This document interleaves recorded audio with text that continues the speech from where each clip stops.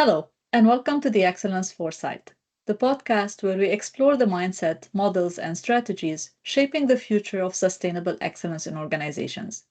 I'm your host, Nancy Noemi, and today we're diving into a conversation that challenges how we think about change, not just as a process, but as a deeply human experience. I'm thrilled to welcome Jillian Reilly to the show, an internationally recognized author, speaker, and change catalyst whose work bridges leadership strategy and global social development. From her TEDx talk to her Ford Foundation backed Courageous Conversations, Jillian has helped leaders and organizations navigate disruption with clarity and courage. Her upcoming book, The 10 Permissions, offers a bold new framework for embracing adaptability, letting go of outdated paradigms, and leading with intention in uncertain times. Welcome, Jillian. Oh, thank you, Nancy. It's such a pleasure to be here with you today. Thank you very much for being our guest. So, I would like to start with some questions just to set the stage for our listeners to understand a little bit more about your book and what do you do. So, can you tell us about the moment or insight that inspired the 10 permissions? Yeah, I often say that the 10 permissions were born on the fertile lands of Zimbabwe, where I was many, many years ago working on what was then the world's biggest HIV/AIDS epidemic and sort of deep in social change, as you described in the introduction, and had been for some time. And sort of as I was trying to help people navigate this epidemic, I kept coming up against sort of the unwillingness or the lack of desire to adapt and change behavior. And it made me very curious about what it takes for people to really want to make new choices and changes in their lives and in other situations in their communities or their organizations. And I came to realize that, I could give people tools and skills and knowledge and resources, but the one thing that I couldn't give them was permission, which was their own, desire and sort of self-authorization to make changes to their lives. So that really sparked this thinking in my mind of just, how giving yourself permission is such a central part of any sort of change process. Self-authorization and agency is a critical piece of the change conversation that I think we often miss. So yeah, that was many years ago, but I've spent, probably the last 20 years exploring the theme. And now, of course, I'm diving into it much deeper in my book. That's very interesting, Jillian. And I would like to ask you maybe just a question. And I don't want to I don't want to put you on the spot, but when you talk about Hmm. self-authorization, Mm. is this related to our own beliefs, the way we grew up, the certain blockage we have from our education that really makes people not necessarily have that authorization to change? Yeah, and I think it's fairly universal. I think certain cultures and societies sort of are more conformist and prize compliance more than others. But one thing I talk about in my book is what I describe as the permissions paradigm, which is that we raise children to be permission seekers, necessarily. They need boundaries and they need guidance in terms of understanding, how to fit into families and cultures and what's approved of and what isn't.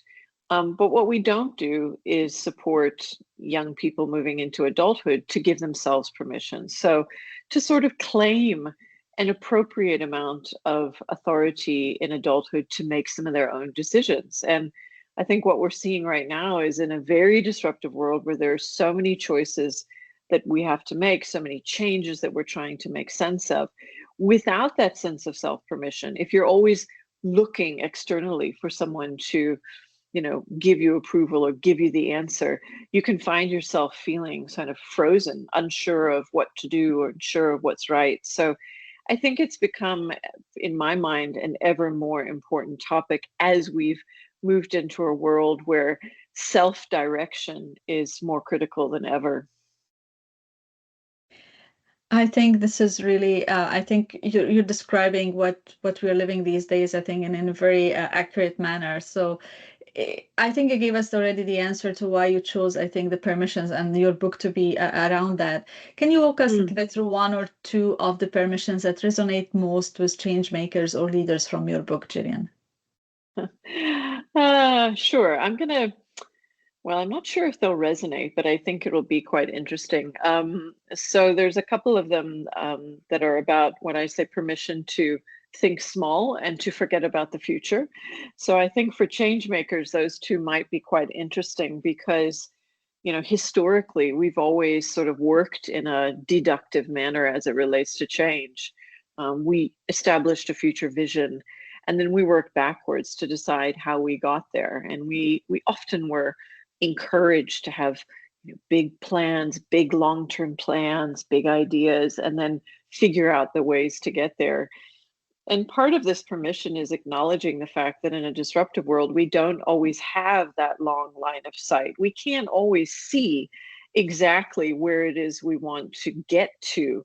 We might only have a general sense of direction. So the way I describe it in the book is to have a direction rather than a destination mindset. So you might not know exactly where you're going to go, but you might have a general sense of where you're headed. So permission to not know exactly, what the final destination is, but to set out and to learn as you go and to work in smaller steps. So again, I think a lot of us feel like we're supposed to know, where we're going to be next year, what the plan is for 2, 3, 4, 5 years. And I think especially right now, we can all agree that that's almost Uh, impossible. So Totally. allowing yourself to work in smaller steps, to be a little bit more inductive rather than deductive, to learn actively and adapt as you go.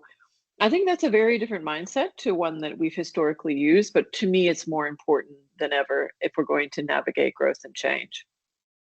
I think this really resonates very well with me, and I'm sure it resonates with other people. Since the pandemic, we've seen that we can't really take control over things. I'm someone who likes to control what I'm doing. I like to see where I'm going, and how I'm gonna go there. I'm a quality Yes, professional, but I think, yeah, I've learned my lesson the last two, yes. 3 years. So it's totally, I think I relate totally to what you're saying. And I think, yes, we need to be prepared, to what's coming, but somehow have that open mindset that things not gonna go the way we want, but we need to have those baby steps, the small steps, to be able to navigate what's coming and adapt, I think, as needed. No, I think a lot of people will resonate with what you said very well. Thank you for that, Mm, Jillian. sure. Any other example you'd like to share from your book? Any other permission? I'll go to the last one, which is what I call make believe, and that is make things that you believe in and believe that you can make things. So I think we are being called upon again to be ever more creative, ever more generative, both in our thinking and in our approach to our lives, our roles, our careers. And I think for most of us, we were not brought up to believe that we were creative, that we could create. That was sort of for special people, whether they were artists or people we even called creatives. And I think especially now as we sit on the cusp of this AI revolution, I think one of the imperatives is that we give ourselves permission to explore our creative capabilities, to approach change even with a kind of creative rather than a corrective mindset. um, and so many of us can point to that time at school when we decided that we weren't creative, when we couldn't do art, when we couldn't draw, when we couldn't do all the things that we attached to creativity in our own minds. But I think it's going to be absolutely critical moving forward that we give ourselves space and permission to explore how we create new things, because it isn't, just about social content. It isn't just about art. It's about finding new solutions to old problems. It's about, taking existing projects or programs or responses and finding a new twist on them. The world is ripe for us to kind of use our creative talents. And I think podcasts are a wonderful example of that, where, 10 years ago, if you told somebody that professionals would be podcast creators and hosts, they'd probably say, what? Why? Why would people be doing this? Whereas now, it's perfectly normal, acceptable, encouraged. The software exists to enable it. And so that's just one example of the ways in which I think people are allowing themselves to explore their ability to create new things and put value into the world, and then see where that gets them, who that connects them to. So yeah, for me, that had to be the 10th one, because ultimately, for me, these 10 permissions are all about helping us to work out how we create the most value in our lives and in the world, and then set out to offer it to others. I like the fact that you've mentioned creativity. I think a lot, like you said, a lot of people don't believe that they can be creative. And I think it's also part of the human being always in their comfort zone, not necessarily willing to try new things. So the fact if someone believes he can be creative, I think he's going to get out of that comfort zone and try something new. And being a problem solver myself, I know that you need to think out of the box to find good solutions to certain old problems, like you said. So I think that's a great advice for people to take forward, which is really find ways to do things differently. And Jillian, I mean, continue with the permission framework, but also link it a little bit to excellence. You talk about letting go of old ways. In your experience, how does organizational systems and standards become a barrier if too rigid? We need to be creative, and we need to be coming up with new solutions inside organizations, and also while serving our clients and delivering new products and services. So where do you think organizational maybe systems are not supporting that? Well, I think every one of us who's ever worked in an organization will know that organizations systems protect the status quo, right? They tend to return back to the way they've always done things, because it makes sense. It's a way of just ensuring continuity to some extent. Historically, it was a way of ensuring productivity. And I think what we need to sort of accept, and this is part of the book's message, is that in a disruptive world, in a high velocity change world, we need to engineer systems that will be more adaptive rather than systems that will, replicate the status quo. So they've normally sort of kept people within boxes, defined how people should behave, and we haven't necessarily engaged with them in order to make them as responsive as they could be. So I think becoming exceptionally aware of whether and how our systems are adapting, again, giving ourselves permission to engage with, is this working? Is this the best way? Is there another way that might suit this moment better, this problem better? We know that in the world that we're living in.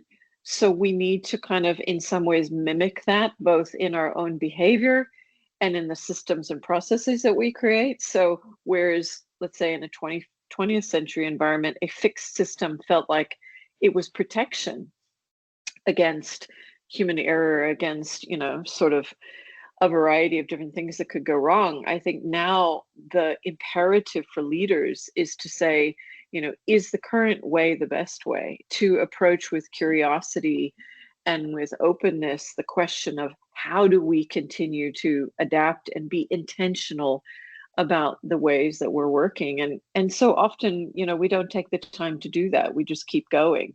We just keep waiting until there's a problem that sort of pushes us out of the status quo. But in fact, small corrections, small adaptations, one of my permissions is to experiment.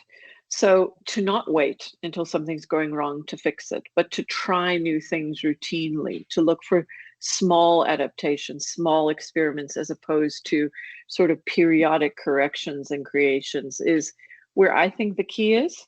And that, again, historically wasn't what we did. We had a yearly check-in, or, as I said, we waited until something kind of broke in order to fix it. And I think having a mindset of just, how do I continue to nurture a responsive adaptive system continually over a period of time, is really how we need to kind of look to the future. I'm listening to you, and I'm just looking back at what we teach also at the Shingo model. We teach also like scientific thinking, and we try to tell leaders you need to look at the systems that work in these days, not just looking at the things that we know how to use them from before, but make sure that you are adaptable, make sure that you come up with new ways of doing things for your people to be able to also to deliver better results. So if systems don't work and if people are not doing the right thing, it could be the system itself. So I think what you're describing here is a great picture of what organizations, leaders need to do to make sure that systems remain adaptive. So thank you, Jillian, for your answer. Now, if we want to talk a little bit about the social change and system thinking, what do we need to unlearn as a society or as a professionals to move forward more in a more equitable way, adaptable towards adaptable futures? Well, I think, when you were speaking earlier, we were talking about the crisis that comes with feeling like you're out of control, with feeling like you don't know, that, and I think that kind of captures where a lot of us are right now. And I think that captures where any individual is or any organization is when it's facing major change, which is, of course, where all of us are now. And I think for me, there's the unlearning around sort of the idea that you have to have all the answers in order to proceed. The idea that you're always working in a sort of if-then paradigm in your own head, that you will only act when there is certainty. I think learning to become more exploratory, to sort of switch on a lot of our natural exploratory capabilities, is something that's so critical. And it's something that I talk about in the book. The modern leader needs to be more explorer and a little less executive, needs to be willing to say, I don't know.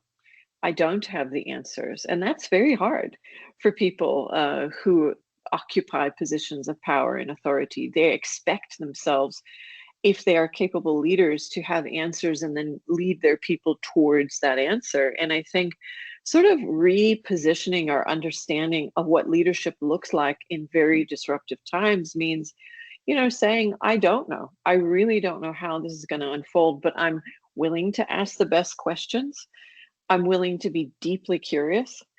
I'm willing to be a pattern spotter and a dot connector that's super tuned in to the environment and what it's telling me and what it's teaching me. I'm willing to listen to my team and to my people. Those for me are the qualities of a really sound executive explorer who is willing to kind of bring people along with him or her through times of disruption and manage the discomfort of that, manage the uncertainty of that, so that you can find new ways of doing things. Because I think there's great potential right now. I think this chaos is ripe with possibility, but if you treat the uncertainty and the unknown as a threat, then you will never optimize for all that uncertainty. You will simply sort of protect the status quo. And so I think allowing ourselves to kind of work in that more exploratory manner and unlearn the idea that leadership comes with having all the answers and knowing all the outcomes is a critical foundational mindset shift that allows you to be more adaptive in your approach. I totally agree with you. And this is where the collective knowledge will help really in decision making. And we talk about humble leaders who have these qualities of asking and saying, I don't have all the answers. And I think this is what we really need. And I think this is a great message for all leaders across the globe, that they really need to have that, because we see a lot. There's something I call the syndrome of a new CEO. A new CEO comes in, he always changes everything around without even asking what works, what doesn't work. And we see sometimes organizations going backward with the change of leadership rather than moving forward. So I think this is a great quality that people needs to learn. Jill, related to social systems we have, and you have a lot of experience in that. Where do you see the collective responsibility for change in our social systems? Well, I think A tough one. I think as we face a leadership crisis around the world, where I think it's been one of the most challenging aspects of the last decade, and I talk about it a bit in the book as part of what I see as the unraveling, which is our confidence and faith and trust in leaders to do the right things, to, look after the collective. I think it's incredibly challenging for us right now because we are desperate for good leadership. And yet we look around and it's pretty hard to spot right now. So I actually think, as much as this is not something that probably most of us want to hear, we need to find some more of that within ourselves, within whatever form that takes. And that is not to say that we don't hold those informal positions of power to account, but I think we need to understand the leadership function, if you will, as being far more dispersed than those people who call themselves leaders. I think there's so many young people in the world right now. I have 2 teenage boys who I think are full of a fresh sense of possibility. And frankly, I think one of the biggest imperatives of living in an adaptive world is letting go of the idea that age equals wisdom, and this kind of idea that in order to assume authority, you have to kind of be of a certain age. Actually, I think part of this fresh mindset that we need to adopt is that there's so much value in youthful approaches to things. There's so much value in fresh thinking. So I would really look to a younger generation to give themselves permission to lead, and for us to get out of the way a little bit, because I think everything that we're seeing right now is kind of a desperate call for a fresh 21st century sort of mindset and approach to taking us all forward. So I think there's a collective call for leadership right now, and I think young people are in the perfect position to sort of fill that. Yeah, I have 2 kids myself. I mean, they're like 18 and 20, and I see a lot of potential and a lot of wisdom in and the way they think and the way they act. Do you think the Yes. education system needs to change somehow? That's a question I always ask myself when I look at the education system we have. I see some of it is some of the education institutions are doing it differently, and they're developing the new generation on certain values, maybe others not that much. So, what do you think about the education system? Oh, yeah, 100%. I think we need to shift our focus towards what I would describe as more agency-based education. I think particularly now with AI, I know we all are talking about it, but I don't think you can't talk about it when you're talking about education, because the idea that school was a time for absorbing information and learning certain knowledge sets. I think, anybody who's a parent and anybody who's sort of alive and aware of the trajectory of what's required right now to thrive as an adult and as a human will understand that those things are becoming less and less important. But, you know, knowing how to navigate, knowing how to kind of make good choices, work with others, think critically, think creatively, a whole set of sort of human capabilities that gets almost no attention within traditional education systems, is critical. I think you see it already in a lot of what would be called non-mainstream schools that are moving away from, student as passive recipient of information and teaching to, student as evolving human who needs to be far more in charge of, far more directive in their own learning process, which the minute you say it, people, get afraid. They say, Yeah. we're raising these kind of entitled kids, but actually I think there's so many ways that we could embed greater degrees of choice, greater degrees of self-direction into education that would go such a long way in spinning out kids who were more confident and courageous in how they're going to find their way forward in the world.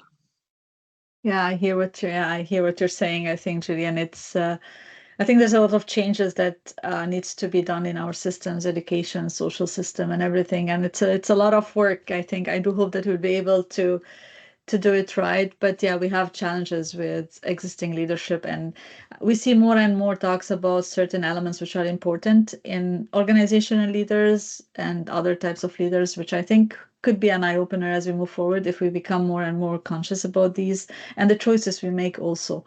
But I think there's a lot that our listeners could learn from your book. We covered only few permissions here. Is there anything else, any other permission you would like to touch on briefly before we wrap up our session, Jill?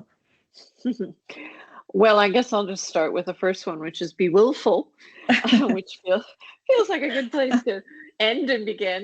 Exactly. Yeah, because I think, human desire, human will, human agency is, for me, such a foundational piece of all of this, and it's where the real promise to me lies moving forward. I think historically, we've been told to sort of stifle our will and squash our desires in exchange for security. And I think, that trade-off no longer pays off. And people have, sort of we've spun out a lot of people who filled a degree of jobs and roles. And when those cease to exist in the same way, I think there will be an imperative for people to tap into a little bit more of what it is they want, what they want to create, what they want to do, how they want to participate in the world. So I think to some extent, a liberating factor around human desire could be, if I've got my positive lenses on it, an upside of this sort of period that we're moving into, and one that I think could have great promise for human growth and satisfaction. Yeah, exactly. I think that now we can really feel it that the sky is the limit and we can do a lot of good work, but just we need to make sure that we start in the right place. So thank you very much for this, Jillian. Where can our listeners learn more about your work and your book? When is it coming Uh, out? it'll be published in the US on the 16th of September. So Nancy, I will send you the pre-order link, because making the Amazon machine work is critically important for us authors. But they can also find out more about other things at my website, which is 10permissions.com.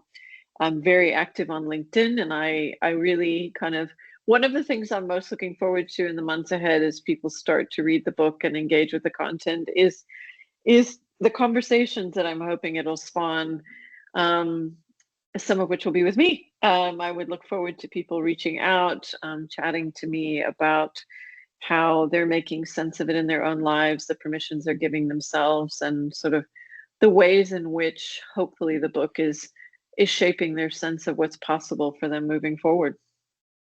I think this is a great gift for everyone. Thank you, Jillian. And it's a gift for me before my birthday, a couple of days before my birthday. So I'm looking forward to Okay. reading it.